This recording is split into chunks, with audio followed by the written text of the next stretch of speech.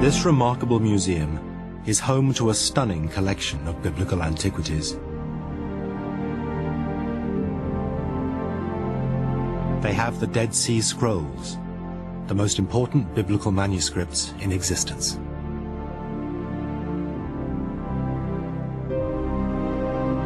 They also have Israel's only other royal inscription from close to the time of Solomon, the House of David stela. This is the only reference to Solomon's father, David, that exists outside the Bible.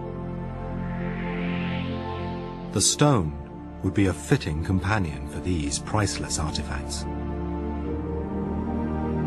We would, of course, be interested in acquiring something if we felt that it would help to amplify the story which our museum is meant to tell.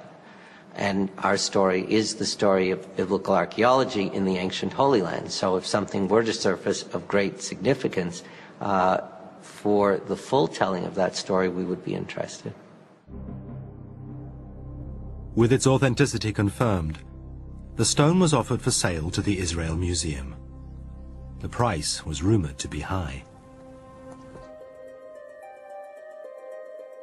There was a series of meetings with the Israel Museum, initial negotiations going on between the two parties. All sorts of sums are thrown around. It's difficult to know exactly what the sum was at that point. Some people say 3 million, some people say 4 million, some people say 10 million. But before the museum would part with several $1 million, it wanted to know just one more thing. Where exactly had the stone been found? The Bible said that Solomon's temple had been situated on Jerusalem's Temple Mount. So the stone must have come from there originally. If an object is excavated, then you have a much simpler time verifying its authenticity because you are taking it from its source of excavation. However, there are no official excavations on the Temple Mount because it is home to one of Islam's holiest shrines, the Dome of the Rock. The whole area is politically far too sensitive for archaeology.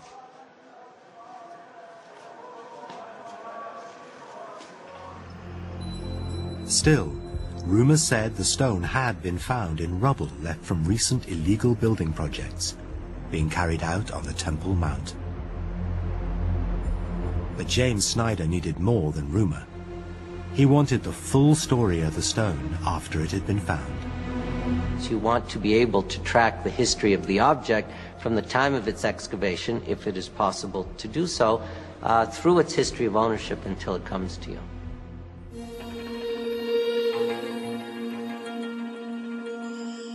It was then that the saga of the stone became very mysterious indeed. Just when the museum wanted to do their own checks, both the private investigator who had first revealed it and the stone disappeared.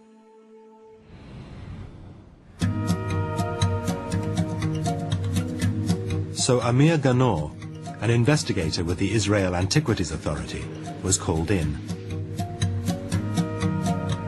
For 9 months, he searched for the man who had first taken the stone to the Jerusalem Hotel. We traveled all over Israel, from the north to the south.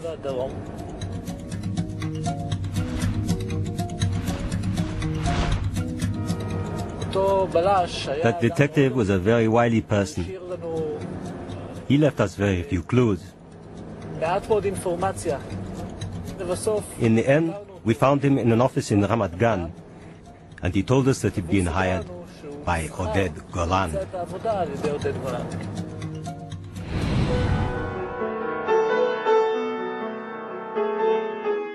Oded Golan is a businessman and renowned collector, owner of Israel's largest private collection of antiquities.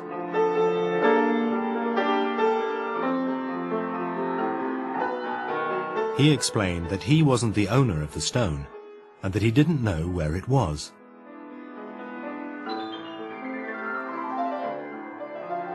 He had just been involved as a middleman.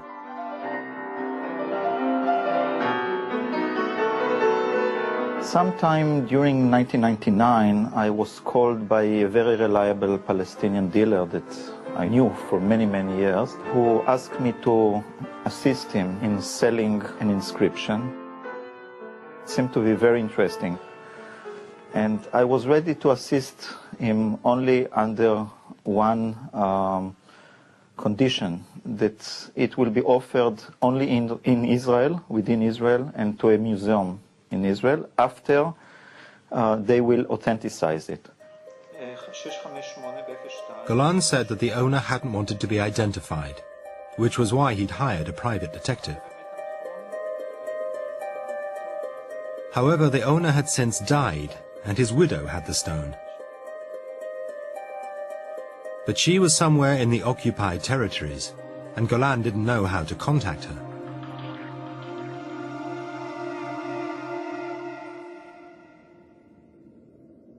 But Oded Golan did reveal one vital piece of information: where the stone had been discovered.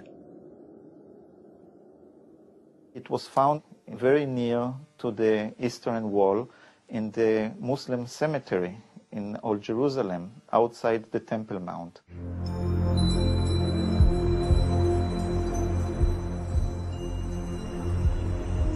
It was stunning news.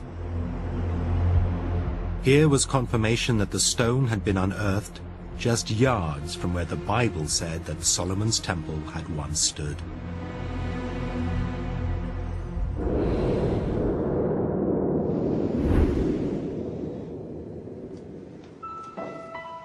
But then the story of the stone took another remarkable turn.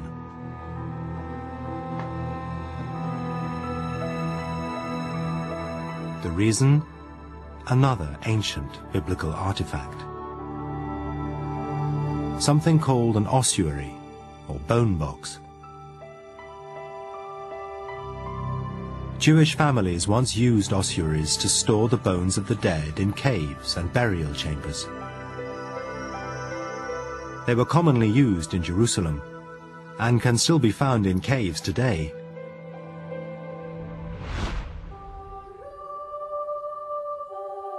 In 2002, one very special ossuary appeared. Inscribed on the side were the words, "James, son of Joseph, brother of Jesus."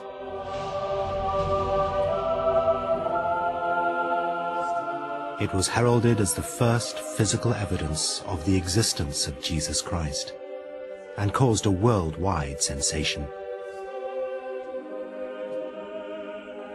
It was displayed for the general public in Canada, in the Royal Ontario Museum, and the exhibit received almost 100,000 visitors. And strangely, the owner was Oded Golan.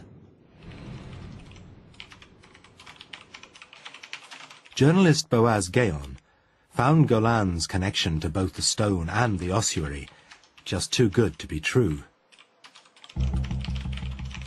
As soon as we made the link, we knew that something is sort of very strange here, because the same collector was seen to be linked to these two incredibly dramatic artifacts. It either was an extremely wonderful stroke of luck or something very suspicious. The Israeli authorities were also suspicious. They raided Golan's apartment and storehouses. There they found the ossuary, perched on a toilet. And they also unearthed the elusive stone.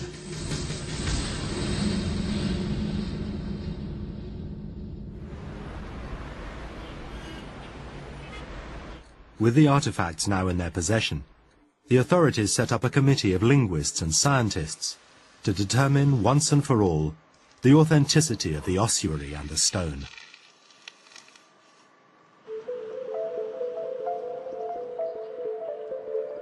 Victor Horowitz, Israel's leading expert on royal building inscriptions, was asked to examine the writing on the stone. The language, and therefore the style of the inscription, is biblical Hebrew. It's eloquent, it's elegant, it's charming. I enjoy reading it. But as he examined it more closely, he found something that didn't quite make sense. It was all to do with the key phrase, "I made repairs to the temple," or in Hebrew, "bedek habayit."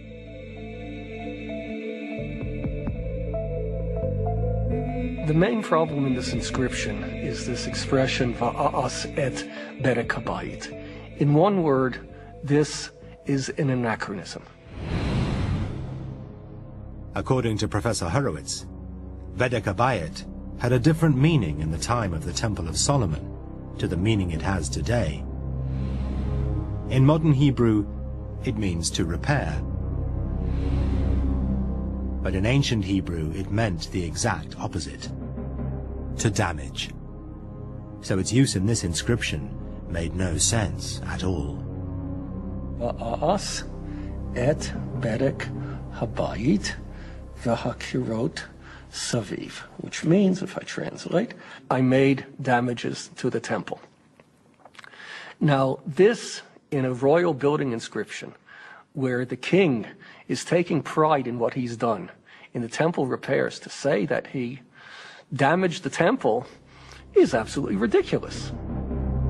Victor Horowitz now had real doubts that the stone had been inscribed in the time of Solomon's temple, almost 3,000 years ago.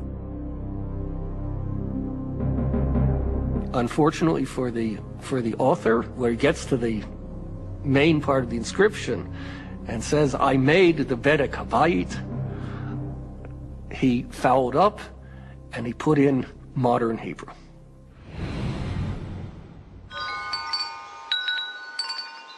But not everyone agreed with Horowitz's interpretation.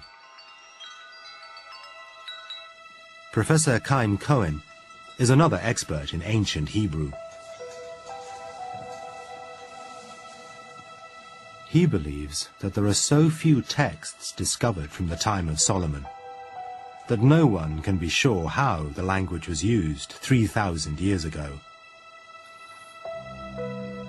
It was simply the way the stone had been found that made everyone suspicious. Had the inscription been found in controlled archaeological excavations, it would have prompted scholars to say that now we must relook at the way we've been seeing the vocalization in our Hebrew Bibles to date. Professor Cohen believes that if the stone had been found in a formal archaeological dig, no one would have questioned it. They simply would have seen the inscription as clarifying the use of ancient Hebrew words. Beyond that, he was convinced that the stone could not have been the work of someone who made clumsy mistakes. If it is a forgery, then the forger must have been a near genius as far as the level of sophistication that we find in this inscription. The linguistic evidence was inconclusive. There was still no hard reason to doubt that the stone had come from the Temple of Solomon.